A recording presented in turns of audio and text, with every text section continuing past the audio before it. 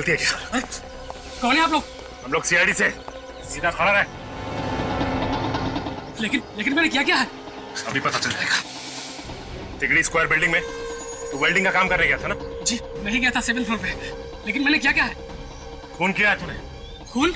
हाँ, 3 लोगों का खून किया है तूने। नहीं साहब, मेरा विश्वास कीजिए, मैंने कोई खून नहीं किया। देख, झूठ मत बोल, सच सच बता। अरे साहब, मैं क्यों झूठ बोलूंगा? मैं तो दोपहर 1 बजे खाना खाने गया था और जब लौट के वापस आया तो गार्ड ने कहा कि अंदर मत जाओ, खून हो गया है, काम मत करो, जाओ। फंसने के बाद हर अपराधी ऐसे ही कहता है। सच तो ये है कि तूने उन तीनों का खून किया और वहाँ से भाग गया। नहीं मैडम, मेरा विश्वास कीजिए, मैंने कोई खून नहीं किया है। फिर एंट्री बुक में बाहर जाने का टाइम क्यों नहीं लिखा? मैं जल्दी में निकल गया था और वैसे भी खाना खाने के बाद वापस काम पे ही आना था, इसीलिए मैंने साइन नहीं किए।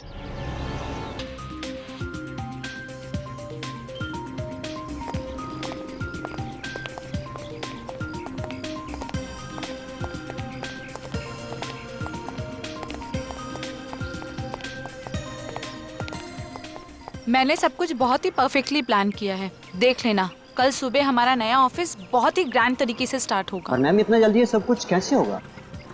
अरे संभाल के, इसमें बहुत ही कीमती सामान है। अगर कुछ भी टूटा तो तुम्हारे पेमेंट में से पैसे काट लूंगी। मैम आप बिल्कुल टेंशन मत लीजिए, सब कुछ संभाल लो।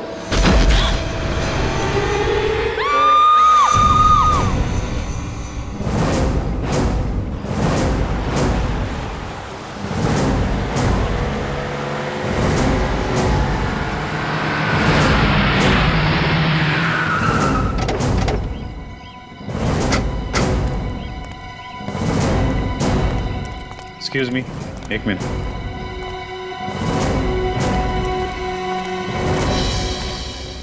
क्या पता चला? सर, इसे किसी ने गोली मारी।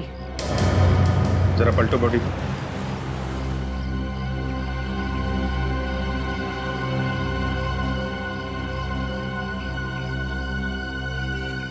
गोली आर पार हो गई है। हाँ सर। किसी ने देखा गोली चलाने वाले को? नहीं सर। अच्छा, गोली की आवाज? नहीं सर, किसी ने आवाज भी नहीं सुनी। गोली चलाने वाले को नहीं देखा, गोली चलने की आवाज नहीं आई, मतलब मारने वाला पूरी तैयारी के साथ आया था, साइलेंसर लगा के मारा है। सर, आदमी ऊपर से गिरा है यहाँ पे। वहां ऊपर से? हाँ सर। किसी ने देखा ऊपर से गिरते हुए? हाँ सर, इन लोगों ने। क्या देखा आप लोगों ने यहाँ पे? सर, मैं यहाँ खड़े होकर अपने असिस्टेंट से बात कर रही थी और अचानक से ये लाश ऊपर से मुंह के बल यहाँ गिरी।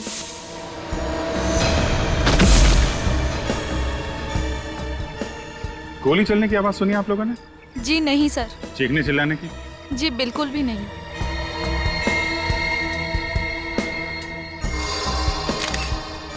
कौन है ये आदमी, आप लोग जानते हैं? नहीं सर। नहीं सर। ये यहाँ काम नहीं करता क्या? I don't think so. नहीं सर।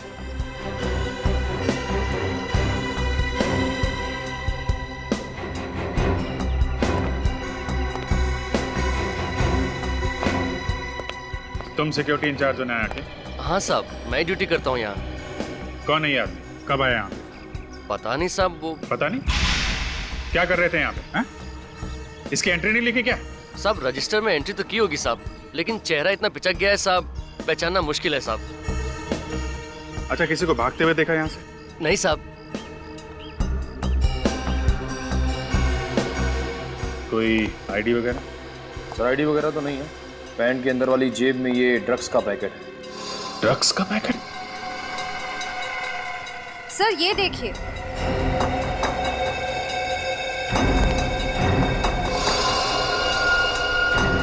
ये तो रस्सी का निशान।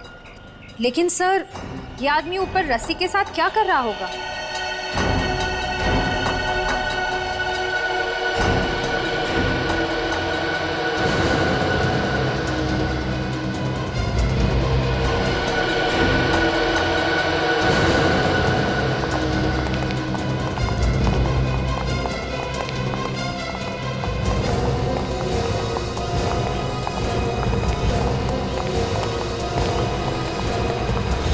सर, एक और लाश।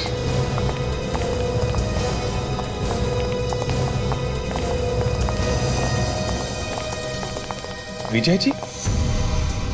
सर आप जानते हैं इन्हें? हाँ, ये एक रिटायर्ड पुलिस ऑफिसर, पिछले साल ही रिटायर हुए थे। Retired police officer? सर यहाँ क्या करने आए होंगे? सीने पे गोली मारी है।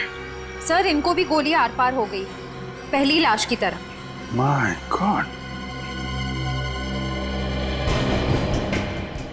इनको भी गोली मारी,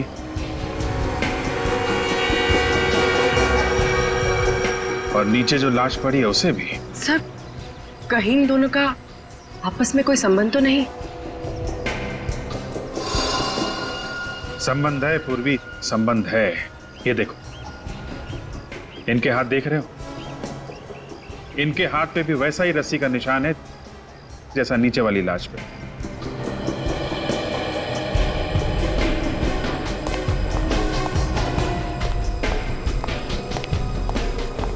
सर, लाश फॉरेंसिक भिजवा दी। माय गॉड, क्या हुआ सर? ये सब क्या हो रहा है?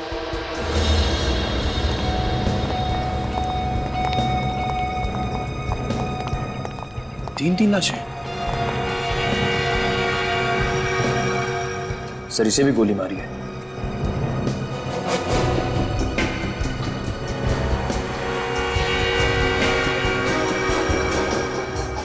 सर एग्जिट वोल नहीं है, मतलब सर गोली अभी भी अंदर है। सर बाकी दो को गोली आर पार हो गई है, इन्हें नहीं। क्या चक्कर है? सर इसके हाथ पे भी रस्सी का निशान।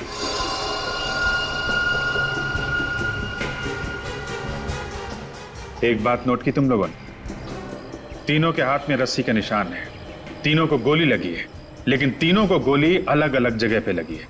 जो आदमी नीचे पड़ा है उसको गोली सीने के निचले भाग पे लगी है, विजय जी को सीने के बीच में, और इस आदमी को गले में।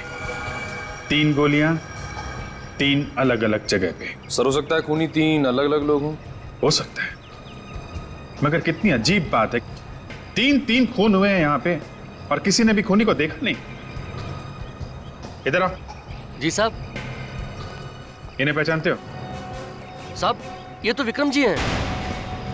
विक्रम जी? कौन है ये?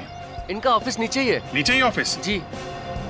निखिल, इसके साथ जाओ और ऑफिस में से किसी को लेके आओ यहाँ पे। सर आइए।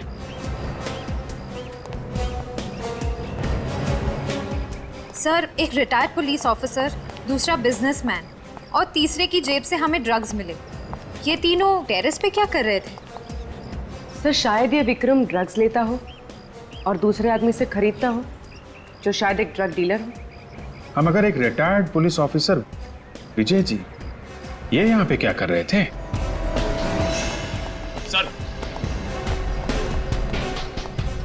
सर ये सुनील जी, विक्रम जी के मैनेजर। किसने मारा इन्हें? सर मुझे खुद भी झटका लगा जब मुझे सिक्योरिटी वाले ने बताया। आज ही ऑफिस आए थे? जी सर, इनफैक्ट विक्रम सर मेरे साथ ही मीटिंग में थे। जब ये आपके साथ मीटिंग में थे तो वो यहाँ कैसे पहुँचे? जी वो तकरीबन 1 बजे सिगरेट पीने के लिए ऊपर आए थे। ये सिगरेट पीने हमेशा यहीं पे आते थे? जी। अच्छा, जब ये निकले थे तो इनके साथ में कोई और आदमी था या अकेले थे? जी नहीं, कोई नहीं था। कोई भी नहीं था? नहीं। सर हो सकता है विक्रम जी ने दोनों को बुलाया हो ऊपर टेरिस पे। हाँ, मगर एक बिजनेसमैन को क्या काम आ पड़ा, एक ड्रग वाले से और एक पुलिस वाले से।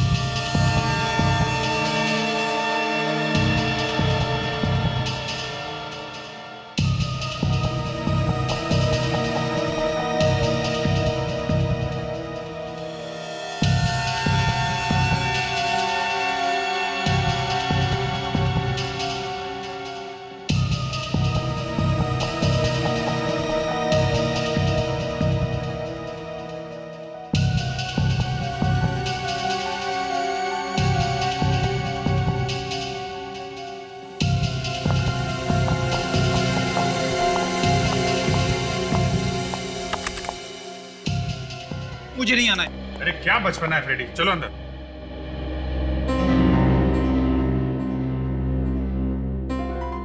मैं नहीं आऊंगा, मुझे नहीं आना है। अरे नाराज होने से क्या फायदा है यार। बात कर लेते हैं डॉक्टर साहब से। क्या हुआ? आज फ्रेडी सर के मिजाज क्यों खराब है? अब क्या बताऊं तारिका जी, ये डॉक्टर साहब, इनकी वजह से हो रहा है सब। क्या डॉक्टर साहब, क्या कह दिया आपने? फ्रेडी को अंदर आने के लिए तैयार नहीं है। कमाल करते हो यार, मैंने क्या कह दिया भाई? ए फ्रेडी, यहाँ इधर इधर, कम कम।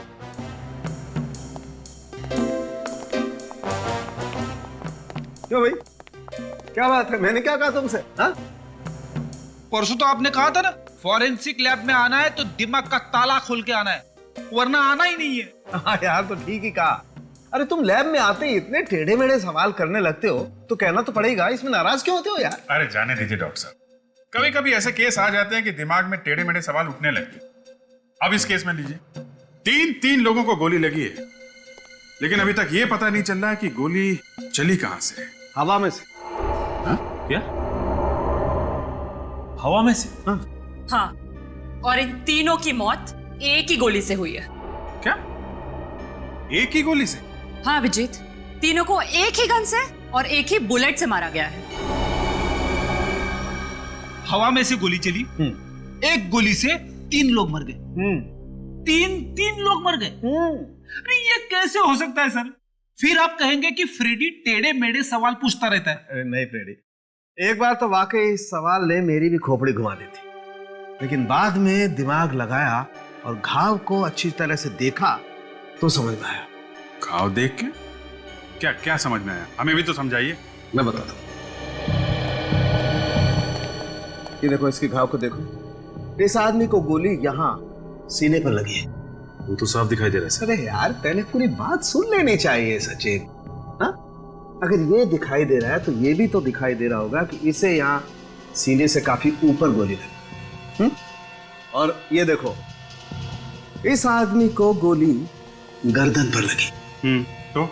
तो ये अभिजीत, ये तीनों लोग एक ही लाइन में खड़े हुए थे, आगे पीछे। और ये पहला वाला आदमी खूनी से करीब 1.5 से 2 फीट की दूरी पर था और खूनी ने गोली नीचे से चलाई, यूं। लो, फिर से बम फोड़ दिया। अरे डॉक्टर साहब, मेरा नहीं, फ्रेडी का तो ख्याल करो। साफ साफ बताओ, कहना क्या चाहते हो? मैं जो कहना चाहता हूं वो आप लोगों को दिखाता हूं। आइए फ्रेडी, आजा।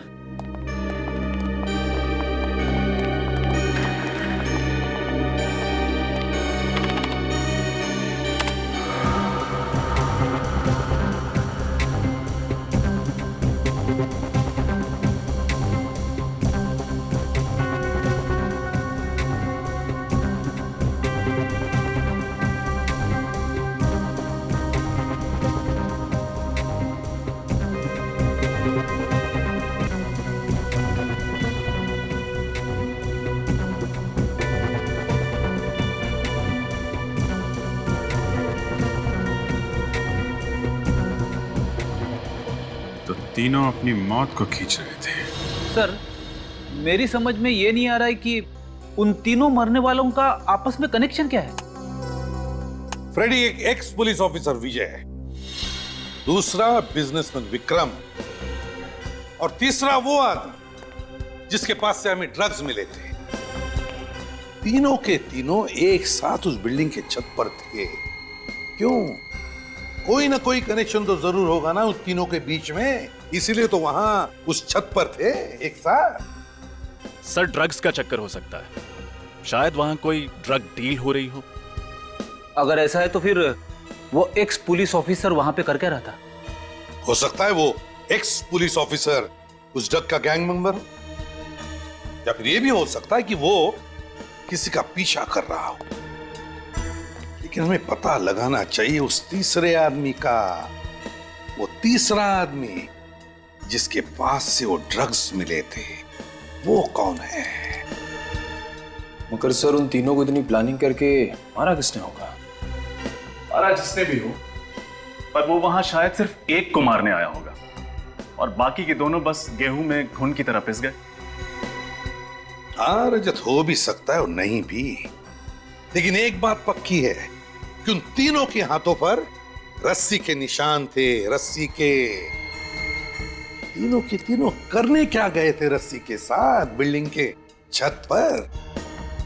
चक्कर क्या है रस्सी का? एक बात और, विक्रम के मैनेजर ने हमने बताया था कि उसने कभी भी विक्रम के मुंह से विजय का नाम नहीं सुना था। मतलब विक्रम विजय को जानता नहीं था, है ना?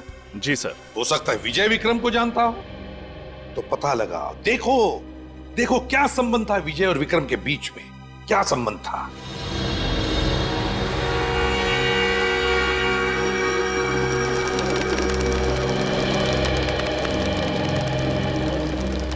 डॉक्टर सारुंखे ने बताया था कि पहले आदमी को खूनी ने 2-3 फीट की दूरी से गोली मारी है, और वो भी नीचे के एंगल से। पहले आदमी को सीने पे लगी, दूसरे को सीने पे ऊपर, और तीसरे को गले में लगी। इसका मतलब खूनी यहां से बाहर लटक रहा था। पर सर कोई ऐसे हवा में से गोली कैसे चला सकता है? पूर्वी उन तीनों के हाथ में रस्सी के निशान थे, तो शायद उन तीनों ने ये रस्सी पकड़ी होगी और खूनी उसी रस्सी के दूसरे सिरे पे नीचे लटका होगा।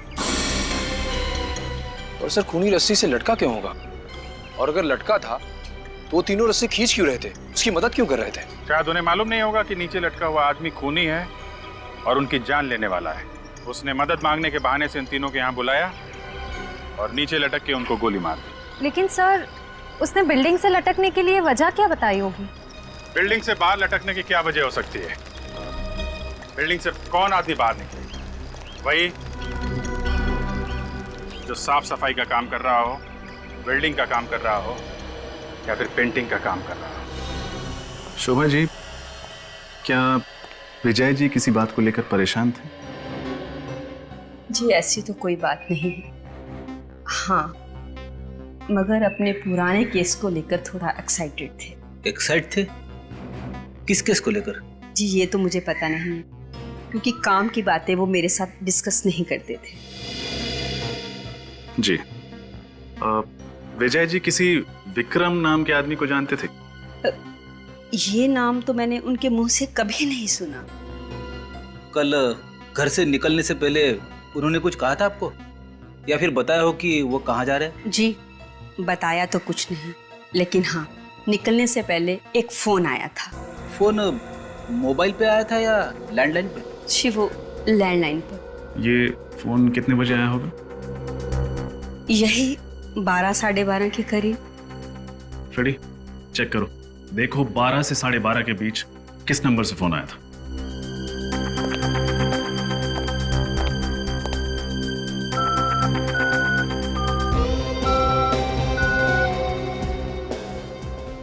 सर 12 और 12:30 के बीच सिर्फ एक ही फोन आया था। कोई लैंडलाइन नंबर है? फोन करो उस लैंडलाइन पे, देखो कहाँ का नंबर है। यस।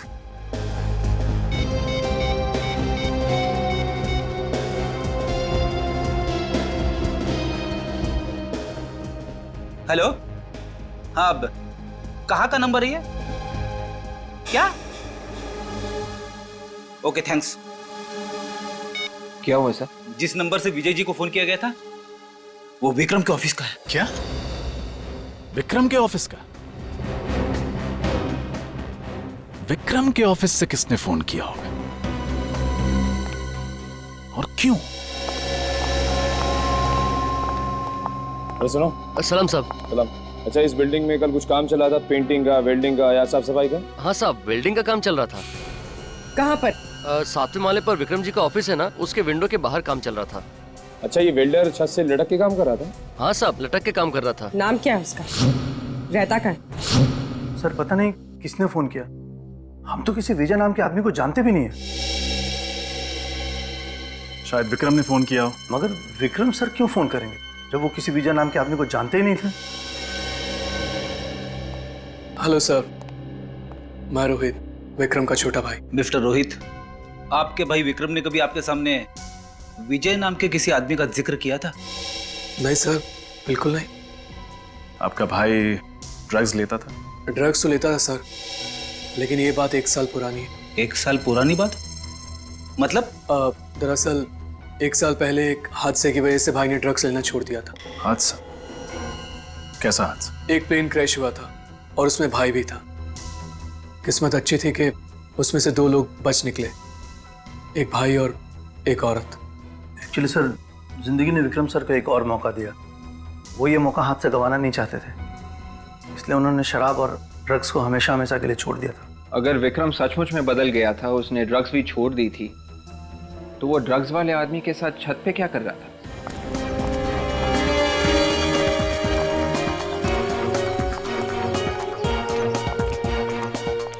सर,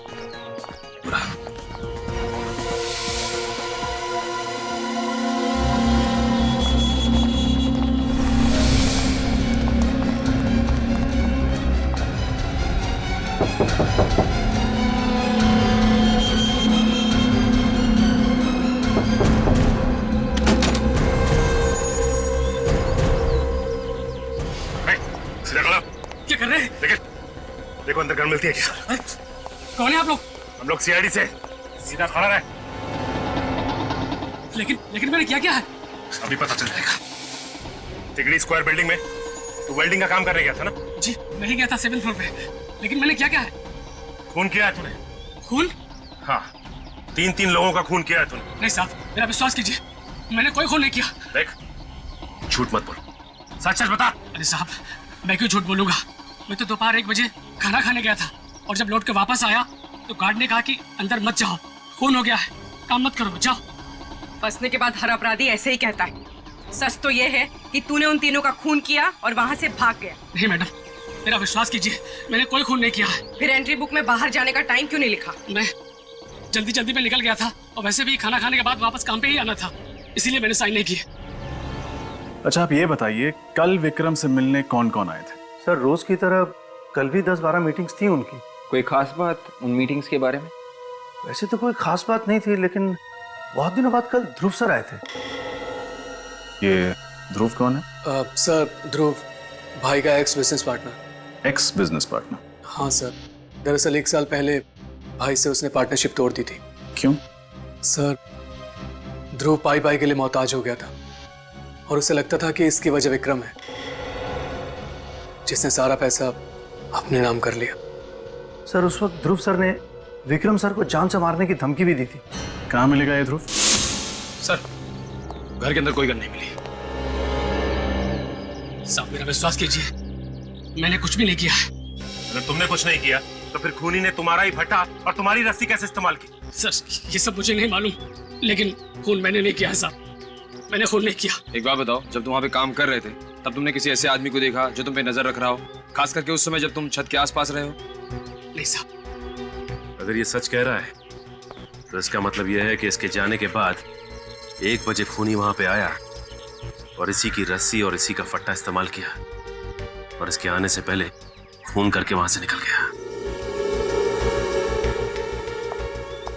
अच्छा, तुमने वहाँ कुछ ऐसा देखा या सुना जो तुम्हें अजीब सा लगा? मैडम, 7th फ्लोर की खिड़की के बाहर में वेल्डिंग कर रहा था कि मुझे अचानक अंदर से कुछ गिरने की आवाज आई। ऐसा लगा कुछ गिर के टूट गया हो और शायद वहां पर कुछ लोगों के लड़ाई झगड़े की भी आवाज आ रही थी, मगर वो लोग किस बारे में बात कर रहे थे, क्या बोल रहे थे, ये मेरी कुछ भी समझ में नहीं आया। अच्छा, ये सब हुआ कितने बजे? सर, यही करीब 11 साढ़े 11 बजे। 11 साढ़े 11 बजे? अच्छा, ये बताओ कि कल 11 साढ़े 11 के बीच तुम विक्रम के ऑफिस में गए थे? हाँ, गया था। क्यों? कुछ काम था। वही तो पूछ रहा हूँ, क्या काम था? आप लोगों को इससे क्या लेना देना है? लेना देना है मिस्टर, इसीलिए तो पूछ रहा हूँ, क्या काम था? आप लोग तो दादागिरी कर रहे हैं मेरे साथ। ये दादागिरी नहीं मिस्टर ध्रुव, शराफत से पूछ रहे हैं, बता दीजिए। कुछ पर्सनल काम था। देखिए, ये घुमा फिरा के बातें करना बंद कीजिए और शराफत से वो बताइए जो हम पूछ रहे हैं, क्योंकि अगर हम दादागिरी पे उतर आए ना तो तोते की तरह बोलना शुरू कर देंगे आप।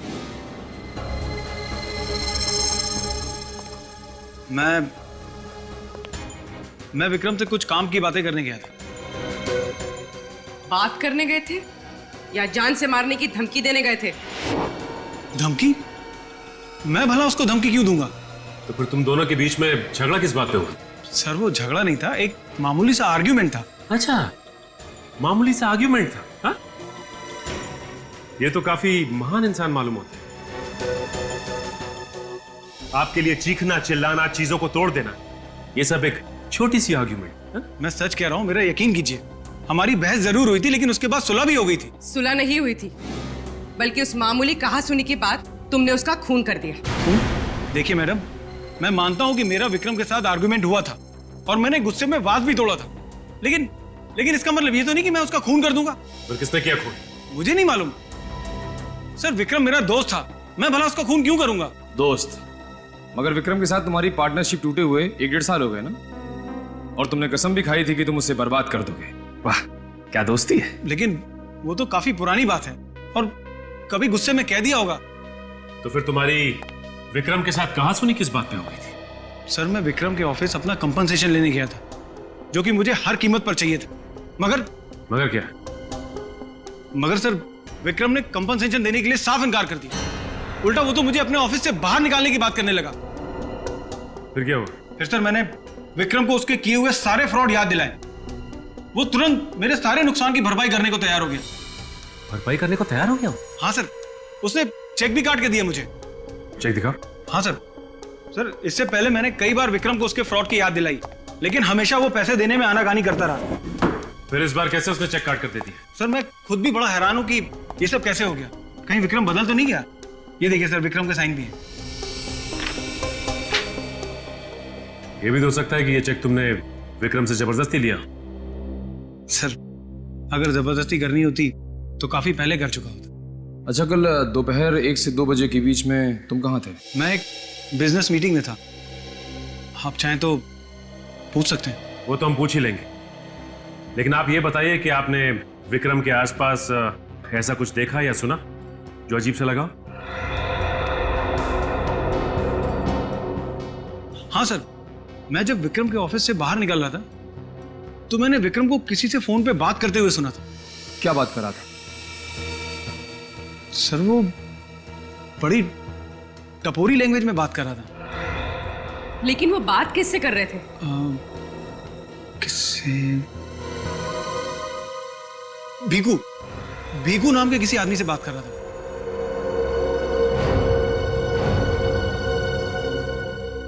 भीकू? सर, मैंने ध्रुव का बयान क्रॉस चेक किया, वो सच कह रहा है। 1 और 2 बजे के बीच में वो अपने ऑफिस में एक बिजनेस मीटिंग ही अटेंड कर रहा था।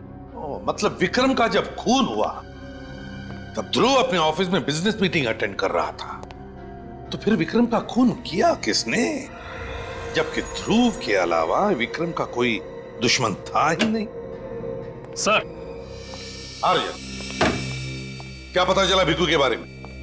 सर, ये भीकू कुछ साल पहले तक अपने एरिया का मंझा हुआ गुंडा था, छोटे मोटे क्राइम्स करता था, लेकिन पिछले कुछ साल से वो ड्रग सप्लाई करने लगा था और सिर्फ अमीर लोगों को अपने ड्रग्स बेचता था। अच्छा, एक और ड्रग डीलर?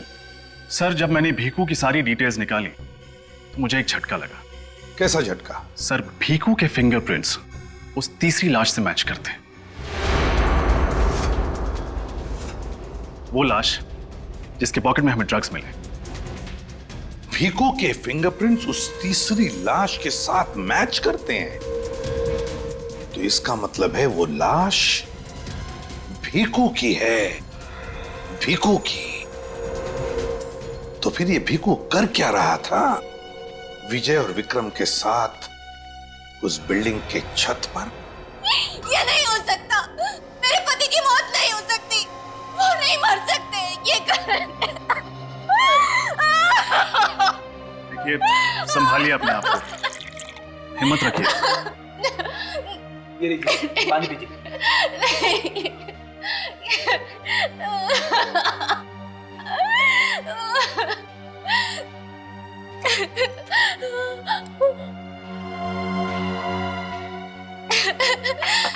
किसने मारा मेरे पति को?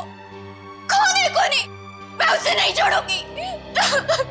देखिए, हम भी ढूंढने की कोशिश कर रहे हैं कि खूनी कौन है। आपने कभी विक्रम का नाम सुना? जी नहीं, मैं विक्रम को नहीं जानती। देखिए, प्लीज ध्यान से सोचिए। आपके पति भीकू ने कभी भी विक्रम के बारे में जिक्र किया था? जी नहीं। आप कम से कम ये तो जानती होंगी कि भीकू ड्रग्स का धंधा करता था। जी, ड्रग्स का धंधा करते थे। पिछले 7-8 महीने से वो एकदम सुधर गए थे। सुधर गए? अब ये अचानक कैसे सुधर गया भीखू? जी वो ड्रग्स डीलर की जिंदगी से बहुत तंग आ गए थे। तंग आ गया था या कोई और बात थी? जी वो तो मैं नहीं जानती कि कोई और बात थी या नहीं, मगर उन्होंने मुझसे कहा था कि अब हमें ये सब करने की कोई जरूरत नहीं है, इसलिए। क्यों? ऐसा क्या मिल गया था भीखू को जो वो गलत धंधे छोड़ने को तैयार था? उन्हें हर हफ्ते एक अच्छी खासी रकम मिल जाती थी जिसमें हम लोग आराम की जिंदगी जी लेते थे। अच्छी खासी रकम, वो भी हर हफ्ते? कहाँ से आते थे ये पैसे? जी वो मुझे नहीं मालूम, पर वो हर हफ्ते एक पैसों का पैकेट लेकर आते थे। पैसों का पैकेट? ये पैकेट होंगे आपके पास? जी। जरा दिखाएंगे कैसे हैं ये पैकेट? जी। भीखू जैसे आदमी को अचानक इतने सारे पैसे मिलना, कहीं ऐसा तो नहीं कि उसने ड्रग्स का धंधा छोड़ के कोई और गलत काम शुरू कर दिया हो सकता है विवेक। चोर चोरी से जाए, हेरा फेरी से नहीं।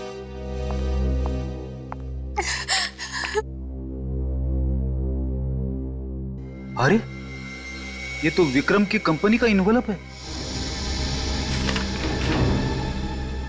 मतलब भीखू को पैसे विक्रम देता था, मगर क्यों? ये इन्वेलप कब लाया था वो? जी परसों लाए थे। परसों?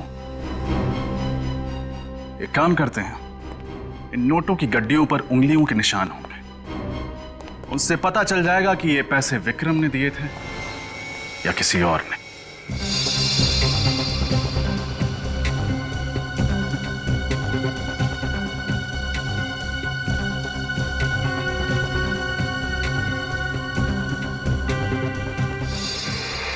ये क्या? नोटों के बंडलों के ऊपर रघु की उंगलियों के निशान? हाँ सर। मगर रघु की तो 1 साल पहले प्लेन क्रैश में मौत हो गई थी, तो फिर उसकी उंगलियों के निशान कहां से आए? वही तो फ्रेडी, वही तो। रघु की उंगलियों के निशान आए कैसे और कहां से? इसका एक ही मतलब हो सकता है कि उस प्लेन क्रैश में रघु की मौत हुई नहीं, रघु बच गया रघु। वरना एक दिन पहले लाए हुए नोटों के बंडलों पर उसकी उंगलियों के निशान आएंगे कहां से? रघु बच गया उस प्लेन क्रैश में, रघु बच गया। लेकिन उस प्लेन क्रैश में विक्रम भी तो था। उस प्लेन क्रैश में विक्रम भी तो था ना, वो भी तो बच गया था। हाँ सर, उस प्लेन क्रैश में 2 ही लोग बचे थे, एक औरत और दूसरा ये विक्रम। एग्जैक्टली, वही तो। कैसे? मेरा तो दिमाग घूम गया सर। अब उस प्लेन क्रैश में सिर्फ एक आदमी बचा था। रघु अगर जिंदा था तो विक्रम की मौत हो जानी चाहिए थी ना। मगर सर विक्रम की लाश तो हमें उस बिल्डिंग की छत से मिली थी। सब समझ में आ रहा है, सब समझ में आ रहा है। वे एक काम करो, रघु की उंगलियों के निशान विक्रम की लाश की उंगलियों के निशान के साथ मैच करके देखो, सब साफ हो जाएगा। Yes sir. देखो,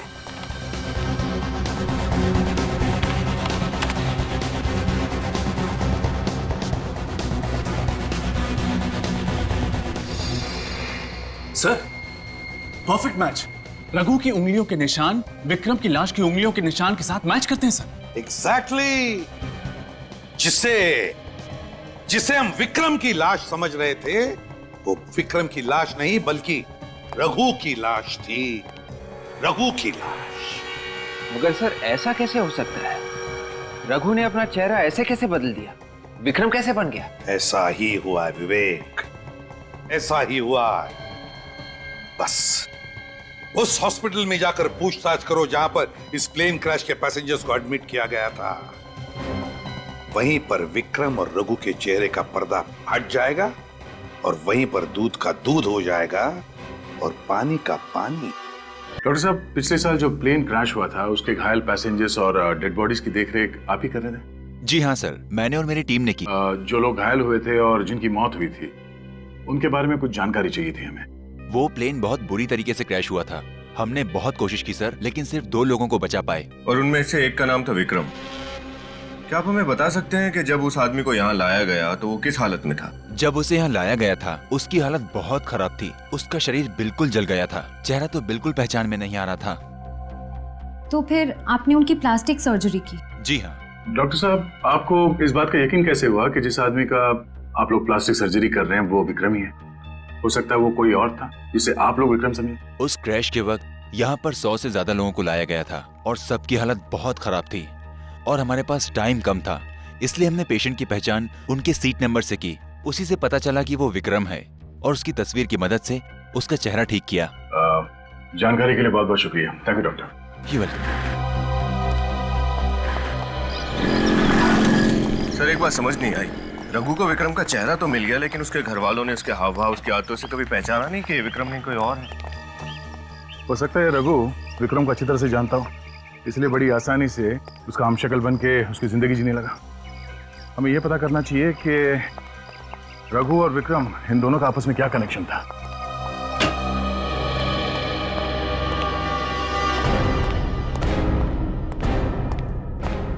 सर, हाँ, रघु और विक्रम एक दूसरे को जानते थे। क्या? यस सर, रघु एक गैंगस्टर था और विक्रम के बिजनेस के लिए छोटे मोटे गैर कानूनी काम करता था। और सर रघु की फ्लाइट की टिकट भी विक्रम की कंपनी ने बुक की थी। अच्छा, देखा किस्मत ने कैसे एक गैंगस्टर को बिजनेसमैन बना दिया। और मौके का फायदा उठाते हुए रघु चुपचाप विक्रम की जिंदगी जीने लगा। सर रघु और भिखू भाई भाई थे, शायद इसलिए रघु ने भिखू को छत पे बुलाया होगा। मगर एक्स पुलिस ऑफिसर विजय को क्यों बुलाया होगा? सर मैंने विजय के कुलीग से पता किया कि एक जमाने में रघु विजय का इन्फॉर्मर हुआ करता था। रघु विजय का इन्फॉर्मर हुआ करता था? बस, तो रघु ने विजय को बुला लिया होगा कुछ इन्फॉर्मेशन देने के लिए। सर और एक बात। वो क्या? अब तक हमें लग रहा था कि खूनी विक्रम को मारना चाहता था। सर ये भी तो हो सकता है कि खूनी को ऑलरेडी पता हो कि विक्रम नहीं रघु है और वो दरअसल रघु को मारना चाहता हो। मगर सर ऐसा कौन हो सकता है जो ये सब कर रहा है? सर रघु को परसों रात किसी ने अपने घर में जाते हुए देखा है। लेकिन सर रघु अपने घर क्यों जाएगा? वो अगर वहां जाता है तो उसका पर्दाफाश नहीं हो जाएगा? लोगों को ये नहीं पता चल जाएगा कि वो विक्रम नहीं रघु है? रजत, जरूर इस रघु के घर में कोई ऐसी चीज छुपी हुई है जिसे मिलते ही रघु का पर्दाफाश हो सकता है। लेकिन क्या हो सकती है वो चीज? ढूंढो उस चीज को, अच्छी तरह से तलाशी लो रघु के घर की, तलाशी लो।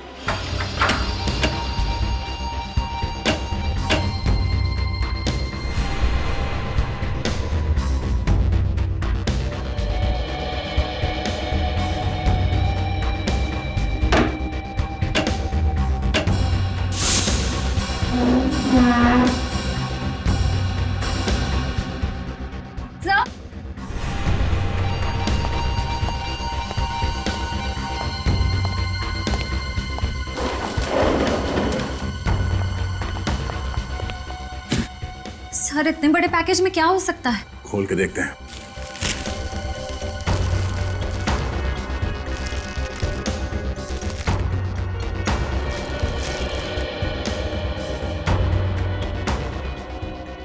पेंटिंग्स,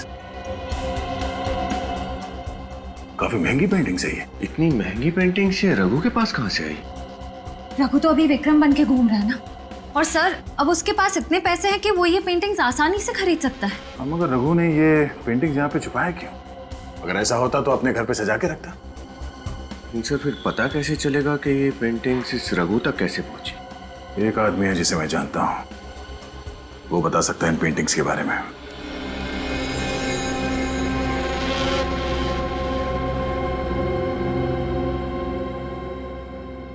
ये देखो, रॉको, एक बहुत ही महान इटालियन पेंटर जिसने ये पेंटिंग बनाई। अरे वाह सर, मुझे पता नहीं था आपकी पेंटिंग्स में इतनी दिलचस्पी है। हाँ, जब कभी टाइम मिल जाता है।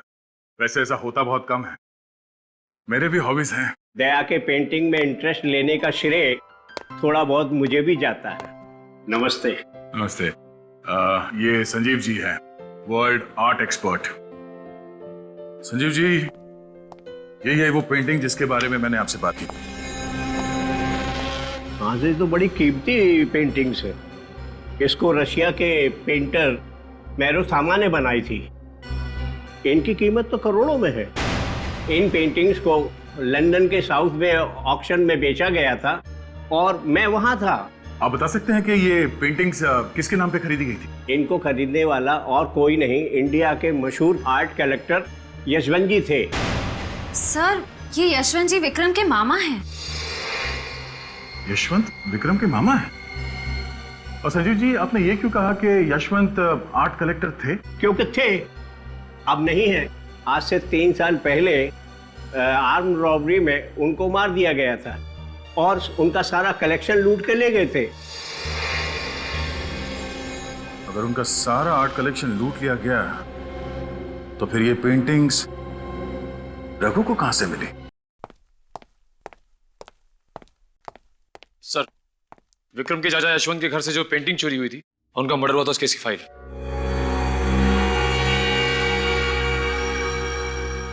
अरे ये क्या हुआ सर? इस केस के इंचार्ज विजय जी थे? सर, विजय जी की बीवी शायद इसी केस के बारे में बात कर रही थी, जिसको लेकर विजय जी एक्साइटेड थे। इसमें लिखा है घर के अंदर कोई फोर्स्ड एंट्री नहीं थी।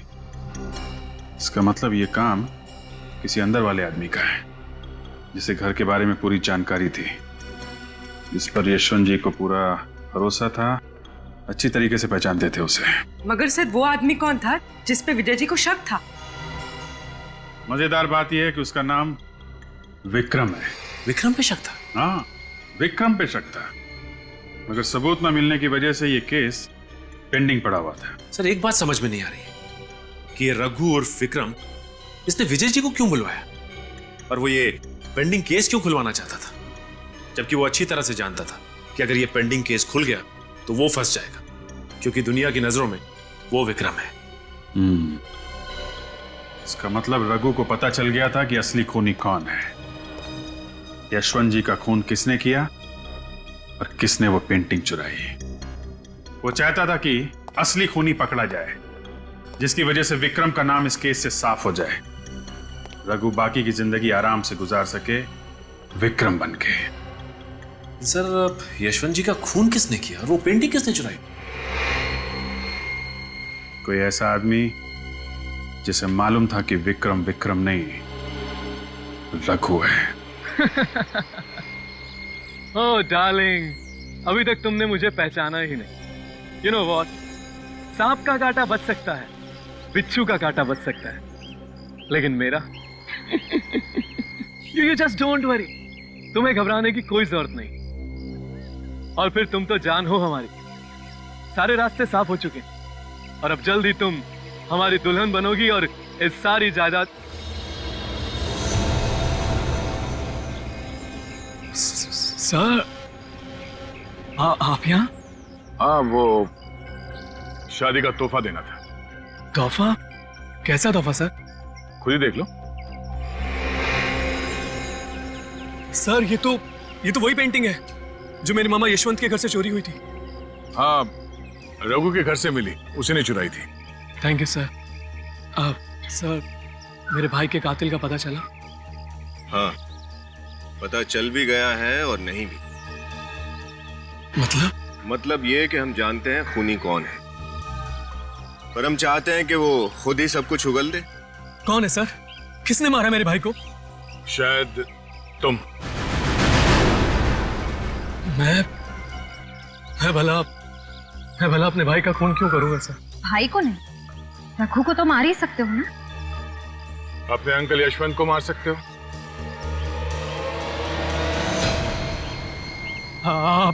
अब जब तुम्हें पता चली गया है तो कोई बात नहीं। पागलपन छोड़ो, गन नीचे करो। मैं खुद को गोली मार लूंगा। ठीक है, तुझे मरने का इतना ही शौक है तो मार ले अपने आप को गोली। हाँ, वैसे भी तुझे फांसी तो चढ़ना ही है, 4 खून किया तुमने। मार गोली अपने।